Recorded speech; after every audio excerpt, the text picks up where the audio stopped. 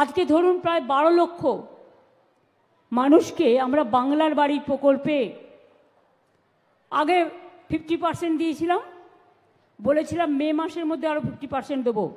আজকে কিন্তু কমপ্লিট করে দেওয়া হলো। আমরা কথা দিলে কথা রাখি। এবং আরও 16 লক্ষ যারা লিস্টে আছেন তারা আগামী ডিসেম্বর মাসে প্রথম ফেজ পাবেন এবং মে মাসে সেকেন্ড ফেজ পাবেন। তাহলে কত হলো? 12 লক্ষ আর 16 লক্ষ 28 লক্ষ হলো। আগে 47 লক্ষ করেছি।